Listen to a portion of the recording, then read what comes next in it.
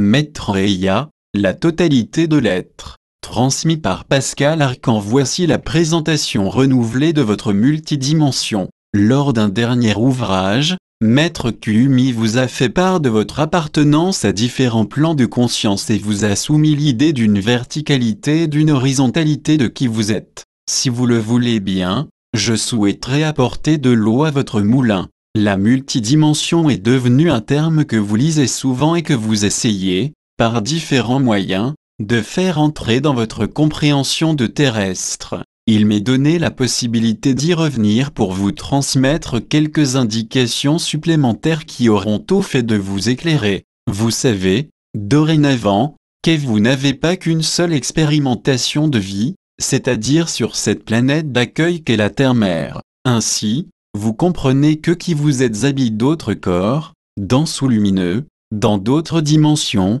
d'autres plans de conscience, sur d'autres soleils, d'autres univers, mais aussi, que ce que vous êtes se retrouve fragmenté dans le plan terrestre où vous vous trouvez en ce moment. C'est ce que l'on appelle communément les âmes sœurs. Mis à part le fait que beaucoup confondent âmes sœurs et flammes jumelles, il n'en reste pas moins que ces deux parties proviennent d'une seule et même source, vous, et le Créateur, bien évidemment. Revenons maintenant à l'explication de vos positionnements sur divers plans de conscience, au gré de vos besoins d'expérimentation comme d'expression pure de qui vous êtes. Si vous vous rappelez un peu, il vous a été suggéré que votre petite personne était constituée d'un corps physique et que celui-ci était le merveilleux support de ce que l'on appelle une âme, une étincelle de vie unique et particulière à chacun. Pour illustrer ceci, avez-vous pensé parfois que, bien que nous possédions tous deux yeux, une bouche, un nez et des cheveux qui encadrent parfaitement notre visage,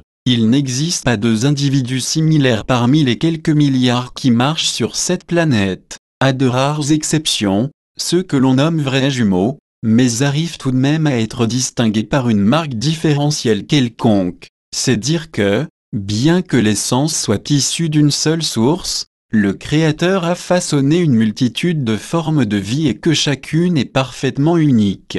C'est donc cette fameuse étincelle de vie que vous portez en vous, qui est l'un, le tout, qui vous appartient à vous seul. Cette poussière de vie a pris naissance dans tout ce qui est, la source de toute chose, le berceau de la vie elle-même, là où se crée chaque forme d'expression. Puis, sans jamais s'en aller de ce nid douillet, elle a décidé de s'étirer et d'aller s'installer à divers endroits créés par la même expression de vie, dans de jolis réceptacles pour qu'elle puisse expérimenter son aventure et apporter sa propre pierre à l'édifice gigantesque de la création. Mais, bien évidemment, elle ne se contente pas de rester dans un petit coin de l'immense espace créé pour elle. La poussière de vie se promène ou s'établit là où elle peut connaître différentes expériences ou encore donner un coup de main à l'infini ou encore s'appliquer dans une œuvre de sauvegarde du patrimoine. J'emploie volontairement des mots simples pour que vous puissiez enfin comprendre votre immensité et votre appartenance totale à cette création gigantesque. C'est ainsi que vous pouvez entrouvrir votre compréhension pour vous situer un peu mieux au-delà de votre imaginaire et réaliser que vous habitez dans de multiples espaces à la fois, et surtout que vous vivez ceci en même temps que votre vie terrestre. C'est plus difficilement compréhensible, je le conçois, et nous y reviendrons ultérieurement. Pour l'instant, posez votre imagination dans l'espace que vous voulez, par exemple une planète de votre système solaire pour simplifier les choses. Vous êtes sur Vénus et vous avez revêtu un habit de chair qui correspond parfaitement à l'atmosphère qui règne dans cet endroit. Voilà donc que vous pouvez mieux comprendre que la vie est partout, pas seulement sur votre planète bleue. Alors, il me vient une question, seriez-vous donc un extraterrestre certainement, comme votre voisin de palier qui n'en a pas plus conscience que vous? Ce que vous faites sur Vénus peut être connu de vous si vous le désirez. Il suffirait de vous connecter à cette partie de vous-même pour accéder aux informations que vous désirez apprendre. Mais avant, continuons notre périple. On vous a aussi souvent dit que vous étiez un maître. C'est vrai et ce fut en premier lieu pour que vous cessiez de vous limiter à votre simple enveloppe charnelle d'enfant de la terre. Vous ouvrir l'horizon bien grand, de cette manière, a sans doute permis que vous leviez les yeux vers ces ailleurs, et effaciez en vous toute irresponsabilité aussi. Pourtant, concrètement, et en vous souvenant de ce qui vous a été dit, vous êtes assurément le prolongement d'un maître de cette très grande hiérarchie céleste. Qu'elle appartienne à cette galaxie ou à une autre, peu importe. Il y en a même parmi vous qui n'ont pas eu envie de se poser au gré des formes d'expression de vie et qui sont directement issus de la source mère, pour porter leur lumière en ce temps de changement planétaire, pour la Terre et son environnement stellaire proche. Prenez ceci comme une information supplémentaire sans vous focaliser dans la recherche de ces êtres exceptionnels déguisés en humains. Voyez comme nous progressons dans l'explication toute logique et presque rationnelle de qui vous êtes. Mais peut-être pourrez-vous simplement comprendre ce phénomène de multidimension sans pour autant l'accepter. Ce n'est pas important, une idée nouvelle doit prendre tout son temps pour faire son chemin et trouver en vous le meilleur endroit pour s'établir. Donnez-vous le temps d'assimiler et tout sera bien plus facile au moment de la rencontre avec toutes vos autres expressions de vie. En attendant, soyez assurés que vous œuvrez sur ou dans différents soleils, de multiples planètes et non moins dans les parties que vous nommez éthérées et qui incarnent aussi la vie. Par exemple, celui que vous prénommez encore extraterrestre ne vit pas particulièrement sur un astre quand il offre sa contribution à l'élaboration du plan cosmique. Son support de vie est une voiture de l'espace au même titre que la vôtre qui vous amène sur le lieu de votre travail. Mais, si je peux me permettre d'ouvrir une parenthèse, il existe aussi des coins paradisiaques qui offrent la formidable possibilité aux êtres que nous sommes de nous reposer ou de goûter aux joies de la vie en toute quiétude. Rassurez-vous, c'est pour bientôt pour chacun de vous. Ceci dit, continuons notre examen de qui vous êtes sur le plan terrestre.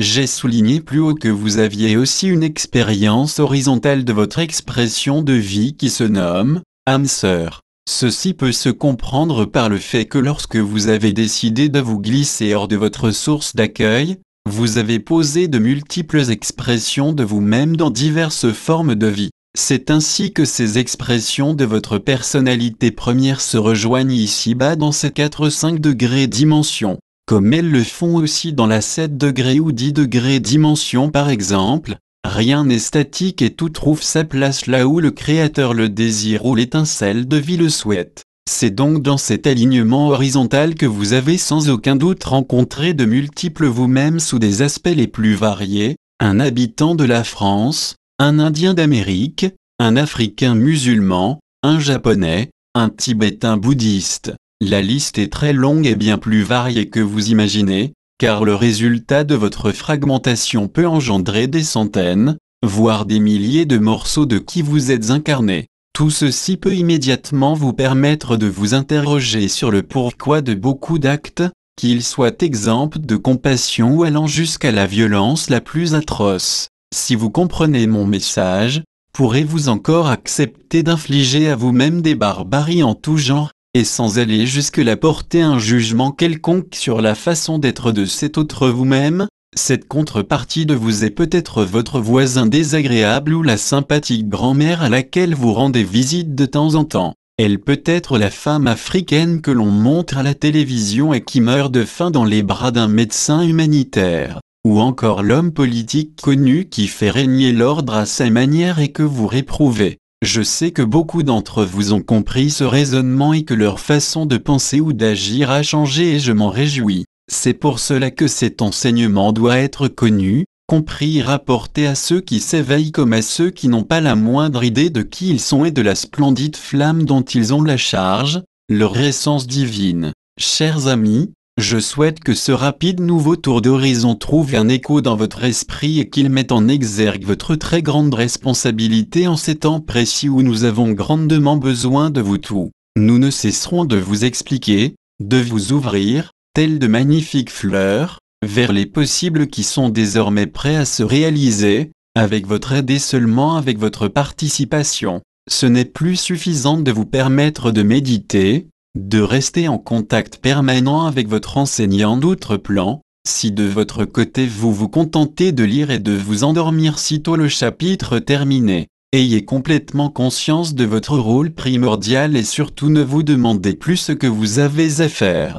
Vous savez tout, vous êtes maintenant tenu au courant de tout changement, vous êtes guidé lors de vos créations psychiques et les enseignants que nous sommes sont à vos pieds pour répondre à toutes vos interrogations, que cela soit sous forme d'intuition ou par l'intermédiaire de ceux qui entendent. Je crois donc que tout est fait pour que vous sachiez quoi faire, être totalement qui vous êtes même si vous ne connaissez pas votre nom cosmique ou votre appartenance à telle ou telle planète. Être, c'est être conscient, pleinement conscient de votre essence, de votre connexion constante avec le Père-Mère, conscient de vos pensées créatrices, de vos actes dans le plus grand respect de chacun et de l'extériorisation de l'amour divin que vous représentez ici et ailleurs. Alors soyez parfaits, maintenant. Je vous salue et rends grâce à vos âmes de bonne volonté pour l'immense mérite qu'elles ont d'avoir voulu faire l'expérience de la séparation de la source, de la dualité,